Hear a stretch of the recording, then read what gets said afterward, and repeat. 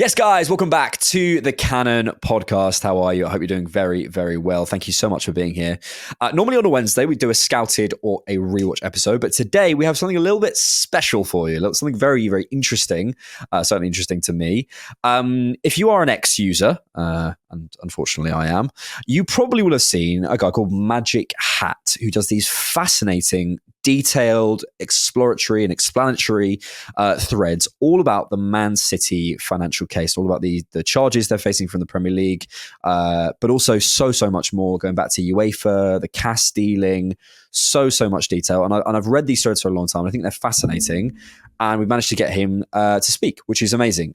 Magic Hat, if you don't know, has a background connected to finance and football, and they're able to lay out just a brilliantly detailed version of what is going on with Man City, what the charges actually are, all the context around it, which we go into in the podcast, which you're going to hear the sort of first 10 or so minutes of here. And it's a fascinating listen. It's a really fascinating listen. Magic gives his opinion in terms of what might happen. He gives a lot of detail, a lot of stuff that it gets missed out of sort of a lot of the reporting around it, a lot of detail that I didn't know. It's a really, really, really interesting listen. I have to caveat, of course, that some of it in what he's saying, a lot of what he's saying, 90% of what he's saying is just facts and in the public domain, but there's obviously going to be some interpretation, which you may disagree with, and that's absolutely fine. That's Magic's position, and I'm sure he could tackle you on X if you want to come out here with your disagreement. But we're presenting his position. We think it's a brilliant opportunity to speak to someone who has a really good understanding of the case, who understands what's being leveled, what might happen, all that sort of stuff. So we're really excited to have Magic on. Without further ado, here is the interview. And if you want to check out the whole thing, you can check it out on Patreon or on YouTube memberships. And you get a 7-day free trial on Patreon if you want that as well. So thank you so much. And thank you to Magic Hat for coming on. It was a pleasure. Okay, so tell me, if there's an alien who's come down from outer space and is very confused, doesn't know what football is, don't know who Man City are, how would you best describe this case? How would you describe what City have been, I don't even know what the phrase you'd use, but maybe accused or alleged to have done, and the ramifications of that as a sort of overall picture? Okay, yeah, really high level. I'd probably take it back to the concept that Man City, a football team in the United Kingdom, they play in the Premier League. They also play in European competitions run by UEFA. And ultimately what they've been accused of and charged with are breaches of rules in those competitions. And where this originated from was a Portuguese hacker, managed to steal a lot of their documents and emails, and that person provided them to a German publication called Der Spiegel, who then released them in a story called The Football Leaks in November 2018. And it published some of the emails, and what it did as well, it described what the email said, talked about what's going on, and ultimately it focused on one particular kind of rule group that exists in these competitions that it accused Man City of breaching, and that's called financial fair play. I'll start with the rules they're accused of breaching, and then I'll move into a little bit of the timeline and who the players are. Amazing. So what the rules, actually just go back to the right start. It was in about 2008, UEFA, which is the body that regulates European football, they wanted to introduce some rules to limit overspending in football. There was increase of debt levels to levels that probably weren't sustainable, but even more importantly than that, most clubs were making losses. And so, for one, they feared that many clubs were going to go bankrupt. The other side to it, though, and although they never publicly stated this, you can probably tell from the name, financial fair play, there was something around how football was changing. Abramovich coming into the scene at Chelsea, spending a lot of money, acting in ways that would not be considered commercial, like other ambitions other than commercial ambitions, led to a change in the football landscape. And as such, UEFA had this ambition to limit spending of clubs based not on what the owner could afford to spend, but based on what they earned to keep the club sustainable. And that was the origin of financial fair play. It was conceived in 2008, discussed heavily amongst member states and clubs, and in the first season of implementation was 2011, 2012. The Premier League followed suit a year later, and their first evaluation year was 2012 to 2013. Now, what that means is if a club earns revenues from sponsorship, match day, gate income, and also broadcast revenues from TV broadcasters, that is the money coming in that then can be offset by money going out, which is money spent on transfers, agent fees, wages, for example. And ultimately, what FFP was trying to do was get people to break even or close to it. They allowed some losses to keep things sustainable. What the leaks suggested, or in some cases, some people would say meant, is that what Man City was trying to do was have sponsorships where the sponsor wasn't going to pay all of it, and instead the owner would fund a number or a degree of the sponsorship obligation. So say, for example, it was 50 million to be injected by the sponsor, be considered revenue. The owner would fund 40 million of it, something to that effect. And it varied over time. And what that meant was Man City could report the revenue as something that they could then spend in FFP, but it shouldn't be, because it was actually the owner's money. And that is the technical breach of the rule. And people talk about it being inflated. The reason they say that is really what they're saying is you should only take the amount that was dedicated by the sponsor as the actual sponsorship revenue, and everything else that was pumped in by the owner should not be included in the figures for the calculation of the rules. So that's really where it came from. And the fact is, there were accusations of this back in 2014 already.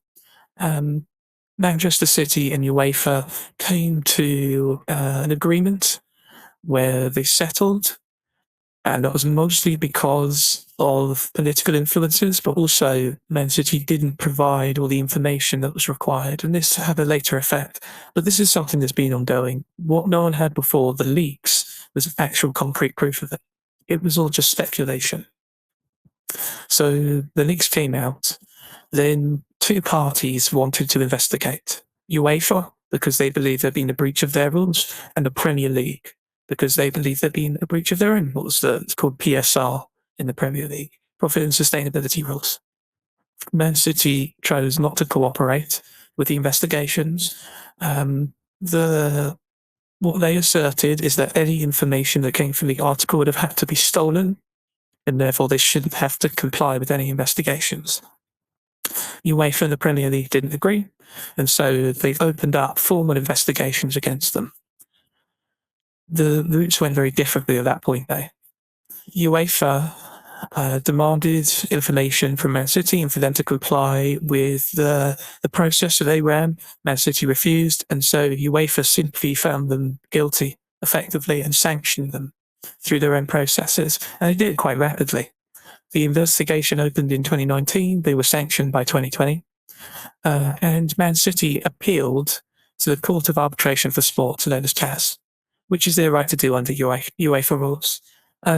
The Premier League, on the other hand, they opened up an arbitration process, and they were going to sanction Man City not for what they were alleged to have done, but for failure to comply with the investigation and provide the records.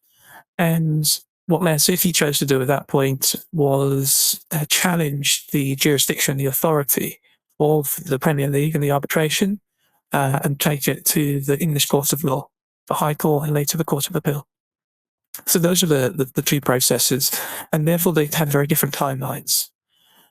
Man City and UEFA were already before CAS in 2020, whereas in the Premier League, they were still going to the High Court and the Court of Appeal long after that.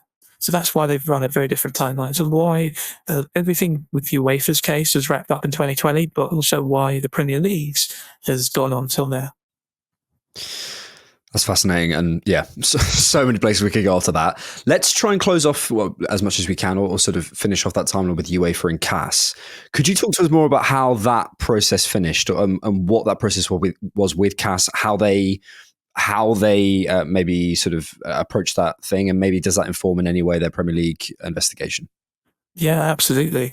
So the Court of Arbitration for Sport is a Swiss body, and UEFA's in Swiss law. Lots of organisations use it, and sometimes to actually hold the initial cases, but very often it's used for appeals. It has a large body of independent arbitrators who will adjudicate on matters. Normally, it's a three-person panel.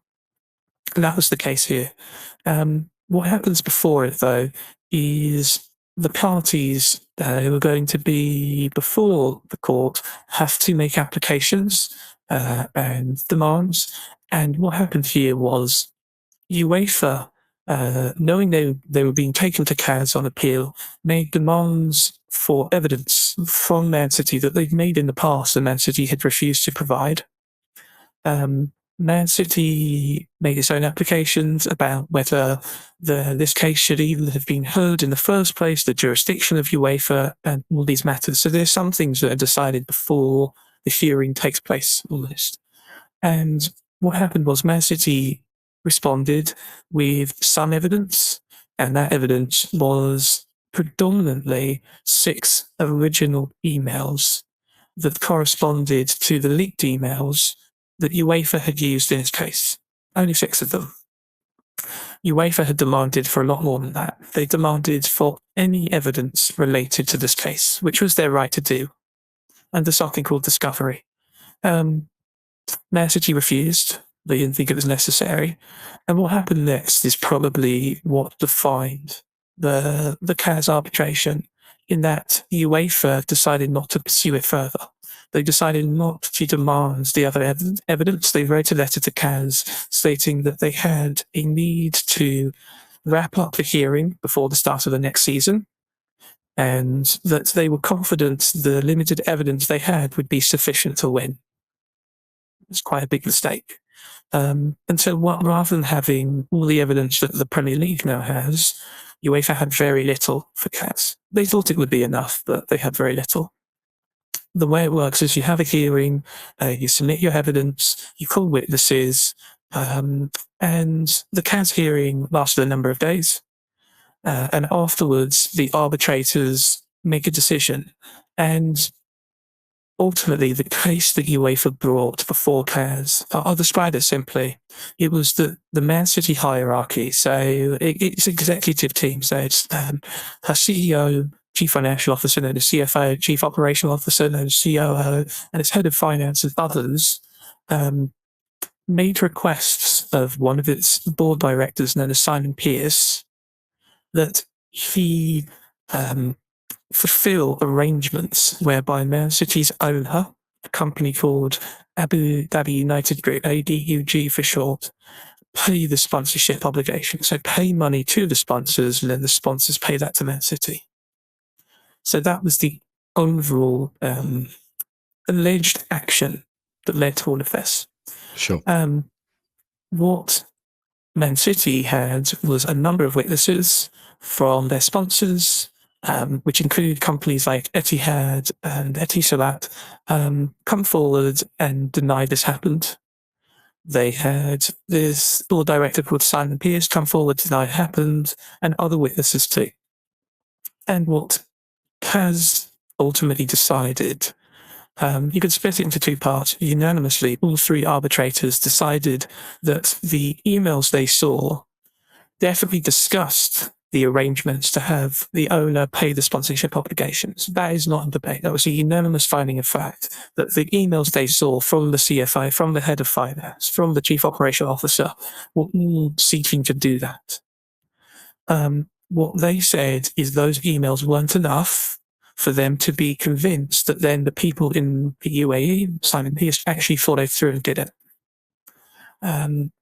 CAS has a standard of proof called comfortable satisfaction. As far as I'm aware, it's the only court in the world that uses it. It's very difficult to know what it's going to look like on the day. It's extremely subjective.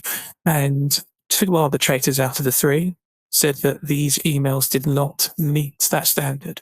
One of the 3 arbitrators decided that they did. So the all three said, we know what the emails say. They say that they're seeking to have the owner pay the sponsorship obligations to the three arbitrators, made a judgment call that this was not enough to then sanction Man City for the alleged offences. What they ended up sanctioning them for was failure to cooperate with UEFA's investigation. That's where they received a €10 million fine, which had actually been scaled down from the €30 million euro fine that UEFA had set for such a breach. And that's kind of where it was left at CAS. But I think the thing that often gets overlooked with CAS is people think that Man City were completely cleared. They weren't. There was a clear finding of fact that the emails were not ambiguous. They definitely sought the arrangements. And the fact is, in those few emails, they ran over years, 3 years, in fact. And so it's very hard to understand from an outsider perspective why these emails would continue for years, assuming this thing was happening if it weren't happening, which I suspect is the reason why the arbitrators decided they were enough. But the difference here going forward is the Premier League has a lot more evidence than CAS. There are probably a couple of other things I can mention about CAS that's been brought up many times before.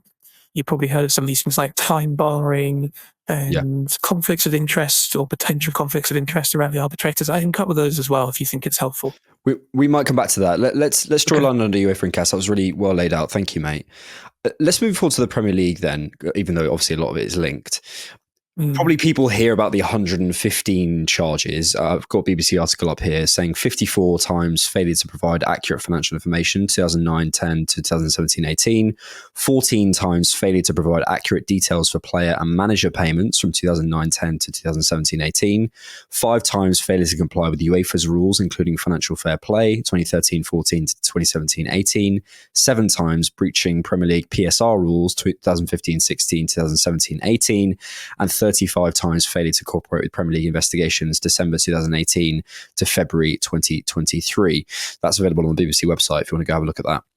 So is that your understanding of the charges? I've also heard there's others. There's other I've heard sort of it's beyond the 115 or there's 116 or so on and so forth. So yeah, your overall understanding of the sort of the Premier League charges would be great. If you'd like to hear the full conversation, you can check it out from the link in the description on a 7-day free trial on Patreon. And if you sign up as a member there or here on YouTube, you get access to loads of ad-free content and extra bonus stuff from the Cannon Podcast.